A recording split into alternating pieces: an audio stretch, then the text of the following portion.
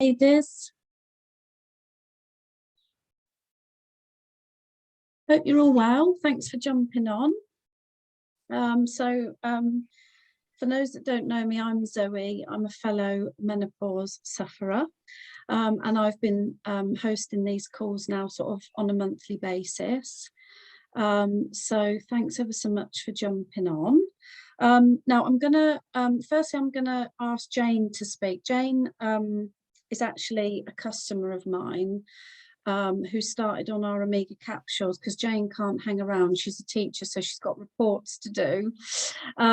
So I'm going to ask Jane to talk first, if that's okay. Jane, if you can just sort of give us a bit of background about you. And how you were feeling before you started using these natural products and kind of how they've helped improve your symptoms. That would be great. So hello everybody, I'm Jane and I'm 53. I started the menopause probably about 3 years ago. So just when I turned 50, everything just happened. It was a bit of a strange one really, because I think I had a lot of symptoms, but I didn't actually think I had a lot of symptoms. And it wasn't until I started kind of like writing them down, then I actually realized that I'd got a lot more and I was suffering a lot more than what I thought I was. And I, like most people, you know, you put it down to a busy life and family and etc., etc. But I was suffering from, let me think, brain fog for the start, which then I thought maybe COVID, but actually isn't. Dizzy spells. I would, you know, literally kept on like tripping over and, you know, literally thinking, oh, my shoes or whatever and that, but having these dizzy spells all to do with it. My temperature used to go up and down. So I don't suffer from sweating, but I was suffering from kind of like, I wouldn't call them night sweats because they weren't sweating, but my temperature just kept on going up and down. So the covers be on, off, on, off. Fatigue, I really suffered badly from tiredness and achy joints, especially kind of like my hips and my pelvic area. Oh lordy, I had headaches. So my sleeping pattern was all over the place. I would wake up regularly 2 or 3 times during the night. I used to sometimes get a bit of like itchy, dry skin and also like dry mouth, because I've been you know, drinking loads, whatever and that, and not being hydrated. So I then, I say I'm a teacher and I work with a lady who left my school and then got into like homeopathic stuff and aromatherapy and all that sort of thing. And she obviously is also a friend of Zoe, or they are in contact, whatever, and that, working side by side. And she kind of like was the one who said, you know, you need to look into a more natural homeopathic remedies, etc. So I tried sage and black cohosh and St. John's wort and lots of other homeopathic things, but kind of like I was doing them for like 6-7 months and then the symptoms would just come back again. And I was a little bit worried as well, because some of the homeopathic stuff, it actually says that you shouldn't stay on it for too long. So I kind of like chipped and changed a little bit, but then I completely stopped. And then, as I say, Sarah then turned around and kind of like showed me the way to Zoe and with the Omegas. And again, I just thought, well, do you know what? I love the idea that it's natural and I'm going to give it a try and see, you know, how I go. I never went down the HRT because my mum died about, say, 20 odd years ago now, my nan and my aunt, 2 aunties. So they all died of breast cancer. So it is an estrogen based breast cancer that they all got. And I'm at the moment going through trials, whatever, and that, and they haven't found that problem in me yet. However, they can't outrule it, so I can never go down the HRT thing. So that's why I always wanted to go. And I'm even though I've heard lots of things about it, I'm not totally convinced myself. So I wanted to say go down the natural side of it. So I started taking the Omegas in February.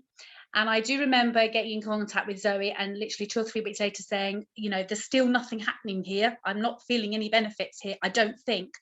And then all of a sudden you kind of like then go, oh, actually, I don't suffer from that anymore. And that's now better. And then probably by about February, April, March, about 3 months later, I then really started noticing the difference. Now, I'm also really naughty, and I did say this to Zoe, that I sometimes do forget to take them. Even though I have them right by the kettle in the morning, I'm really naughty. I do forget to take them. But I was pretty much impressed that I was still having all of these symptoms not coming back and not taking the amount that I should be taking. But I have actually had a little talk with myself, and I do now religiously take them at the same time every day. And I feel so much better. So the night sweats, whatever, and that heat up and down has practically gone. When I do have a little bit of alcohol, and I have been celebrating a few 50ths recently, it does come back a little bit. So I'm not saying it's totally out the way, but it's a lot better. The dizzy spells, no longer. The sleep pattern, so much better. The itchy legs, whatever, not at all. And the aching joints, the only aches I get now is I do a spin class about 3 times a week, and kind of like when I get off the bike, I nearly fall off. But apart from that, I'm pretty much not having any of those symptoms either. So, and the brain fog, I keep calling it frog, sorry, is a lot better as well. So I can only say fantastic, and I tend to stay on it because it's working for me. Brilliant. Sorry, I'll let you speak now. Oh, that's fantastic, Jane. No, thank you for giving us the rundown, because I'm sure that there might be other ladies on the call here that can sort of totally relate to that. I know I could relate to, you know, some of those issues that, you know, that I was having when I first started. So thank you ever so much for sharing your journey on that side. And actually, for somebody like you who can't go down the HRT route, you know, this product is such a great alternative. The other thing, I was going to talk more about aches and pains tonight, but I think what I'm going to do, because you've given us such a really good, fabulous update on your situation, I'm just going to sort of hand over to Nikki, because, I mean, you know, exercise is actually key, isn't it? When we're going through the menopause, we need to keep moving. It's so important, because then it can cause weight gain. It also can affect our mental health and everything. And Nikki has kindly agreed to come on the call. She's a fitness professional, and she helps women during menopause. So Nikki, could you please share your wonderful expertise with us menopausal ladies? Of course. I don't know where to start, really. There is so much. I think probably a tiny bit of background on me is I've been in the industry for 26 years now, so probably too long. But yeah, as I've grown older, specifically about 6 years ago, a lot of my ladies were coming to me, and I hadn't experienced any of the symptoms yet, or started perimenopause, and coming to me with the symptoms, a lot that you just described, Jane, but also the social problems that was causing was the big thing. So the work issues, the family issues, the big ball, depending on what we all go through. So that prompted me to go and research, and I ended up researching and doing a certified peri to post menopause specialist course, which is all kind of encompassing food, nutrition, symptoms, and training. So my background is strength and conditioning. So I've done a lot of work focused around strength. It used to be performance, but that carries over. When people say performance, it's not just athletes, etc. Now it's performance in daily life. So some of my clients have arthritis. I've got 2 ladies at the moment that have had full prolapses, hysterectomies. Been told they should never lift over 5 kilos ever again. I mean, that's fine, hypothetically, but a lot of these ladies have children that they still need to lift up, that they still need to carry the shopping, etc., etc. So it's incredibly important for functionality, not to mention confidence in a woman, having the ability to be able to be independent for longer in life. One of my ladies, like I said, has arthritis. She couldn't get to the bottom shelf in the supermarket, and she's only 58 at the time. She just turned 60. I actually shared a post, and she's in France at the moment on her canoe, on her surf ski. So, you know, she's doing a lot more than that. And she does deadlift at 60. She does squat. She's got arthritis. We had to work a real journey around being able to work through that pain to get the benefit at the other end. And it's knowing the levels there. But going back to menopause specifically, strength training, obviously the main benefits there, other than psychological, are your osteoporosis. I've worked with many ladies that have been diagnosed with osteopenia, which is just before osteoporosis, and have it in the family as well. So there's a real high risk there. And that's obviously low bone density, which can mean more risk of fractures, etc. again, as we get older.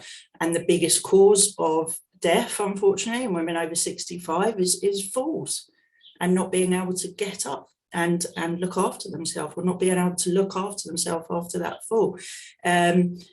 It's bigger than we think. So osteopenia can actually, osteoporosis, early signs can start in our 30s, but we don't know them because we know we don't get tested. Then we've got the other side of it, sarcopenia. I don't know if anyone's heard of that, but that is muscle decline. So that actually starts from around age 30. And anywhere between 3 to 5% of muscle is lost each year. Okay, hence by the time we get to menopause and our hormones start playing around, our metabolism has already slowed down. Okay, so that weight gain is obviously going to be inevitable if we're having some changes in our hormones as well. So we call it like metabolic syndrome. So where one of your hormones changes and it causes a knock-on effect with a lot of the others, or maybe just one of the others, or, you know, it's different for every woman, right? Hence why we all get different symptoms, different experiences, etc., etc.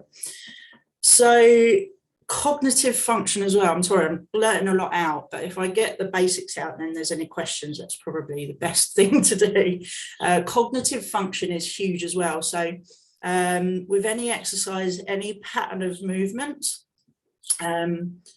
we keep our brain fresh. So when we learn something new, whether that's new lyrics to a song, new pattern of movement, especially where we're engaging our muscles as well, that's going to be really, really good for our cognitive function, so our brain function. So there's a lot of research that shows that strength training and those compound movements is really good for that. Just like dancing, it's like a routine that your body learns. And then, of course, it promotes muscle mass.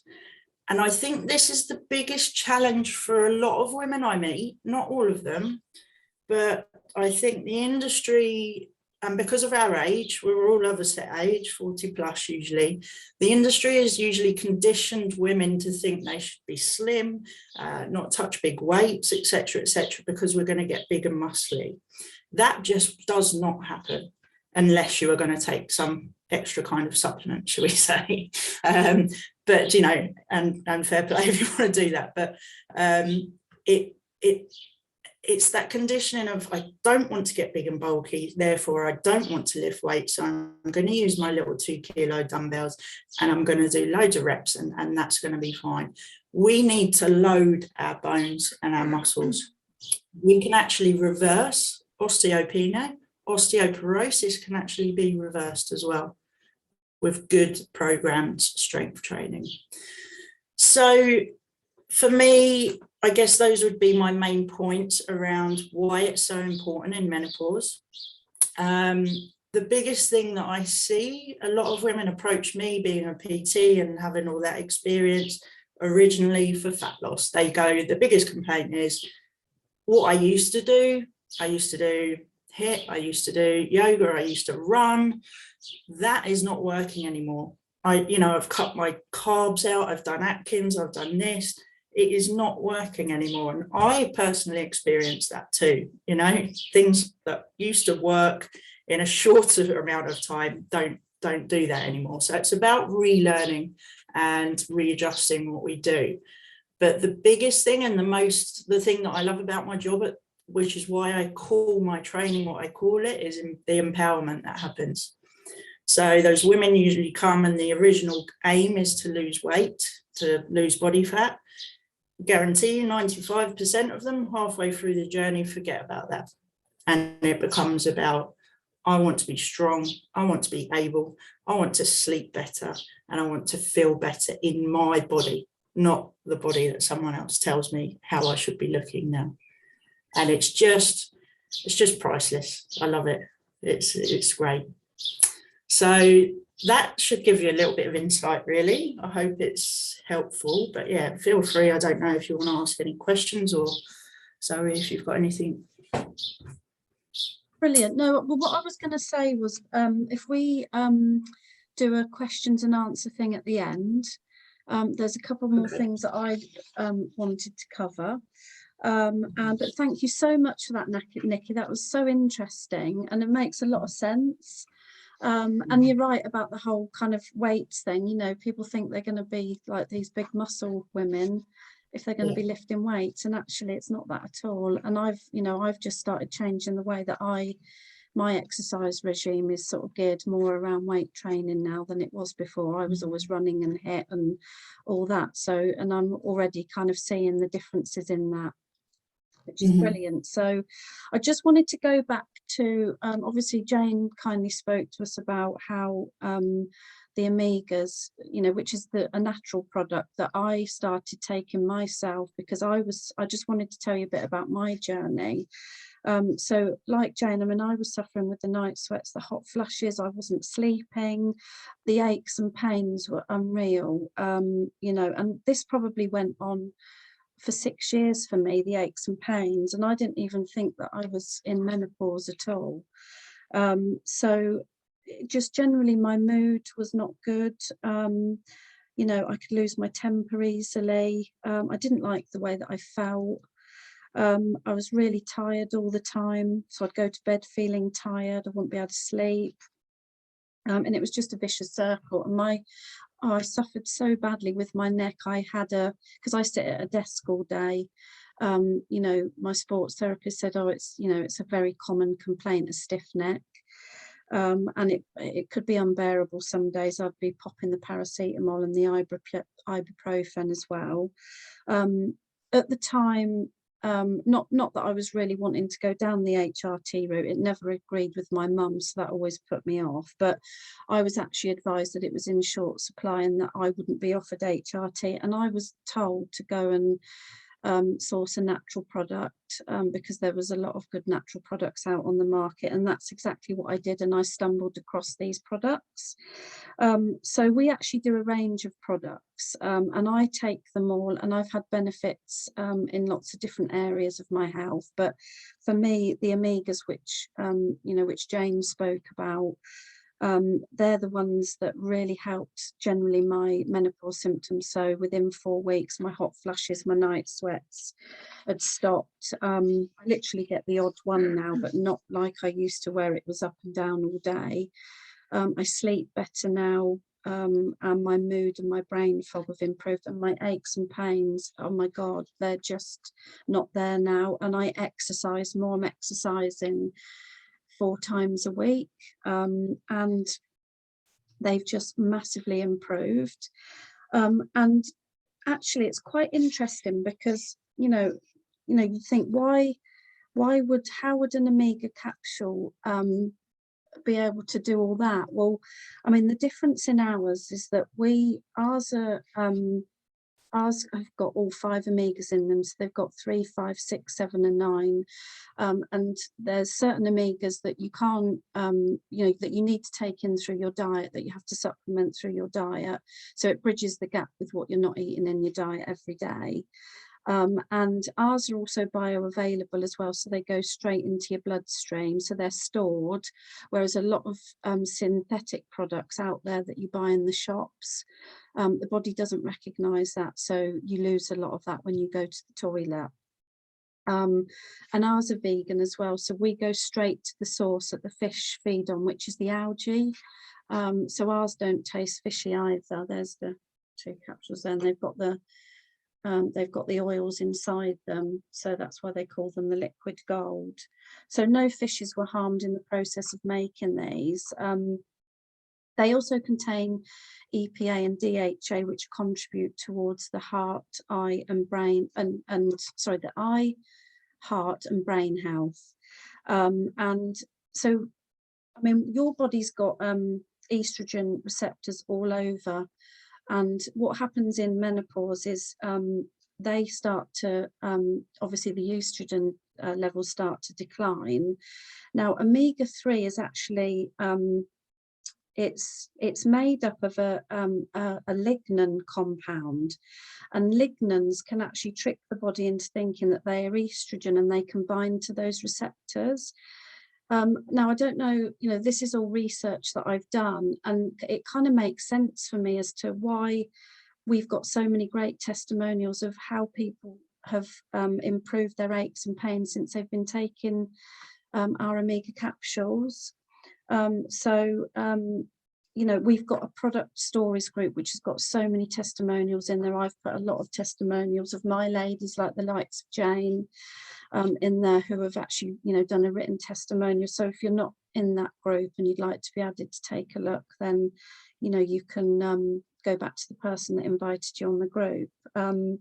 So just before we go into sort of a questions and answers situation, I just wanted to mention, obviously I became a distributor for these products. I joined the business myself a month after I got on the products. I actually run my own recruitment business, and that died in lockdown, and I wasn't working, so I was bored. So I thought, why not? I'll get involved in this, and I've been doing it now for 2 years, and I absolutely love it. It's I run it alongside my recruitment business, and it's just about recommending the product. I'm on the product myself, and it's worked for me. I've helped lots of ladies.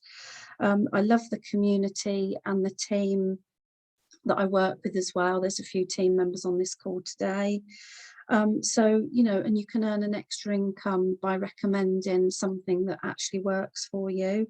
So, I mean, if it is something that you'd be interested in getting involved with, again, you can just get in contact with the person that invited you on the call. So, I mean, that's all that I sort of had to say. So, yeah, if anybody's got any questions for either myself or Nikki or even Jane, because she was talking on the call, feel free to unmute yourself and ask any questions, because we've still got, I think, probably 10 minutes or so. If anybody wants to ask anything. Question. Yeah. My question is, how many times a week should we be doing weights then? Sorry, so twice a week minimum is the recommended resistance exercises for menopausal women specifically. I would always say 3, but obviously it depends what you've got going on, right? If you're swimming, for example, and you want to build, I spoke to a lady today that was doing 3 hot yogas and 2 hip Pilates. I don't know what that is. In all the years I've never done hip Pilates, but if in my opinion, if it gets someone moving, it's working, right? But she was missing the strength thing, and she was having all the symptoms and the experiences that because the strength aspect was missing. So we've built in 2 half-hour strength focused sessions that she can do at home twice a week. So it's possible. I think as well, we get this image in our head that we have to spend 92 hours in the gym, and do all the weights, etc. It's not the case. What would you say would be a good balance then, Nikki, in terms, if people, they still wanted to do sort of running or HIIT, or, what, and how many times a week would you suggest? Would you say have rest days? And absolutely. So if we lived in a perfect world, let's say 2 strength sessions a week, 2 resistance training a week, your step count and your steady state cardiovascular, so your walks, your low impact cardiovascular, or your swims, whatever it is you choose to do, is very important as well for cardiovascular health, because heart disease is a greater risk as we go to menopause. But just like Pauline McCarthy, I was going to call you your full name, Pauline just mentioned there, HIIT is the other thing that's important. I think the big mistake that we make as middle-aged women when we approach HIIT is that we want to do it all the time because we think that's what a workout should feel like, and we need to hit high intensity all the time. But as we know, probably by now, cortisol is a troublesome hormone in the menopause. We don't want our system to be flooded with cortisol because that's happening enough out of our control sometimes. So what we want is a little blast, probably a couple of times a week. So 10-15 minutes is always my advice, because if you're doing proper high intensity training, you shouldn't really want to last longer than that anyway, because it's not the most pleasant form. But it's just to give you an idea of something you could do at home. And there's also lots of ways you can do HIIT without having to jump around. Again, that's another potential issue: prolapses, pelvic issues, and also just not wanting to jump around. I don't enjoy it anymore like I used to. I'd rather do like squat and press with a lighter weight quicker to raise my heart rate and get the achieved effect than I would to jump up and down off a box any day. Sounds good. Yeah.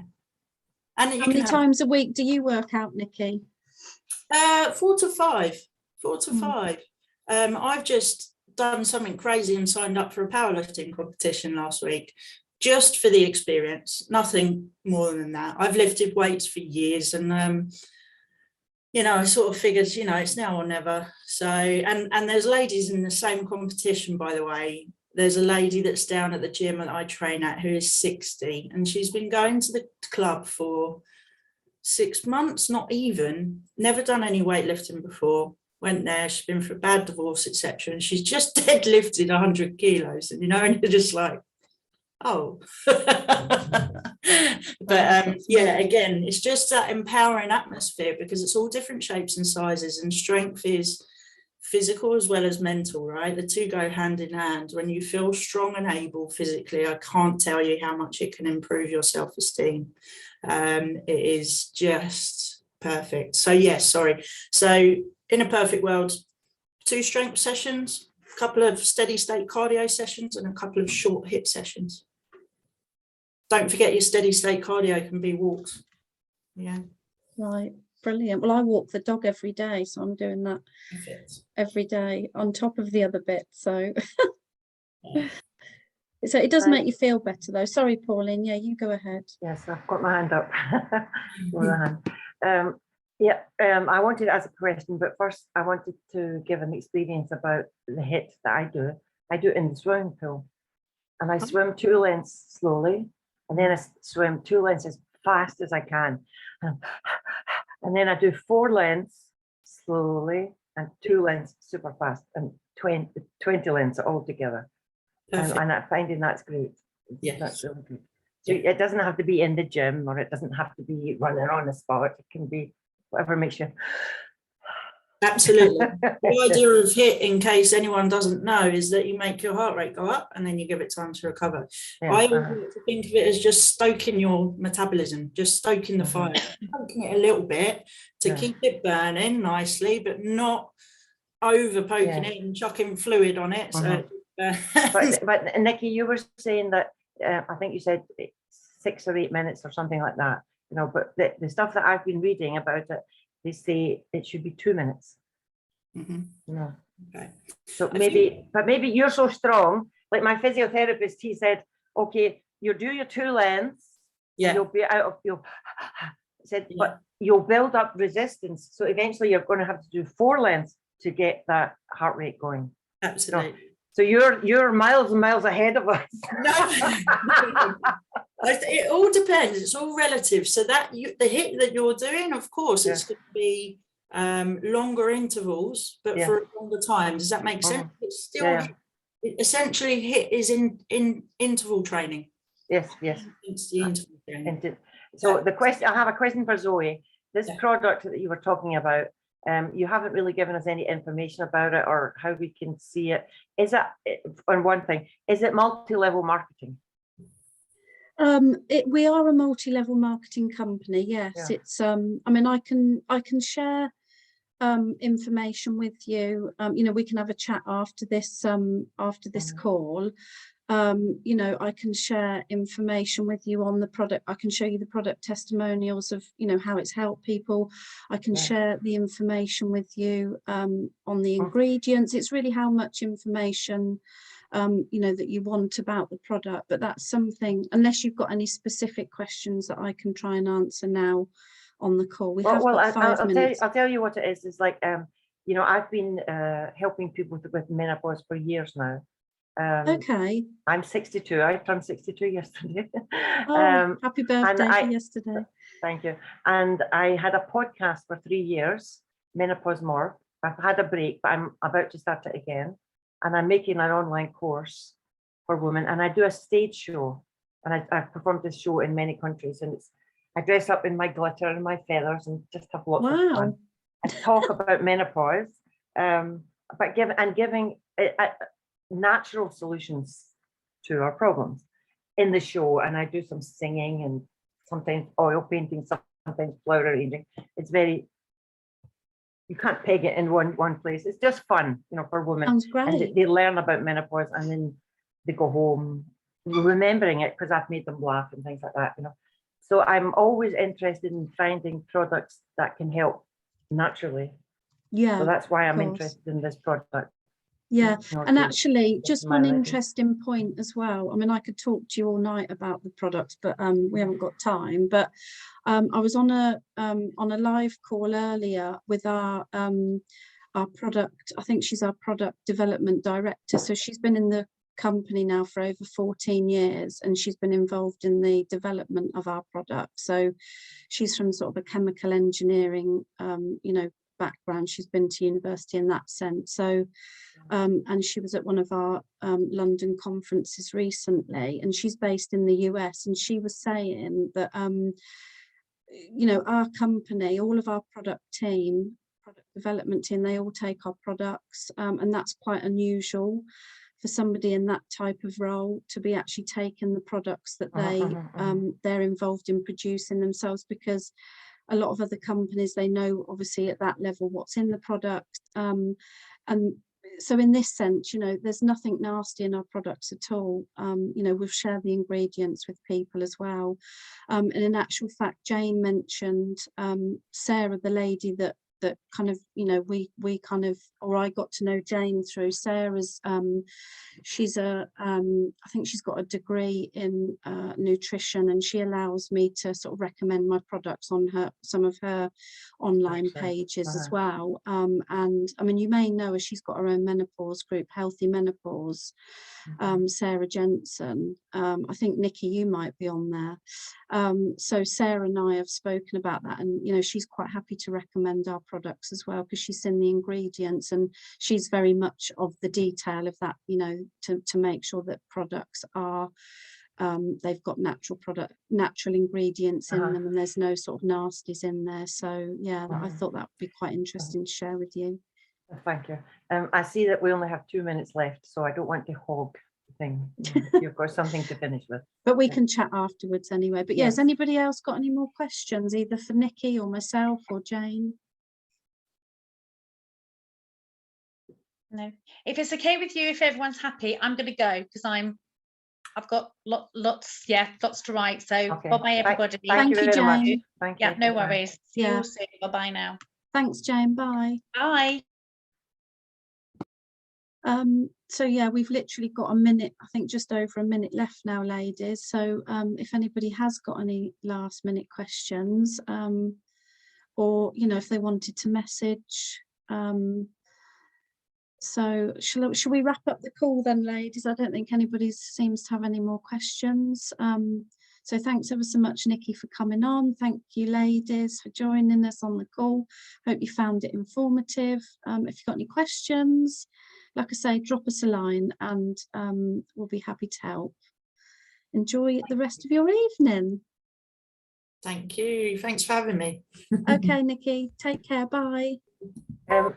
Zoe, should I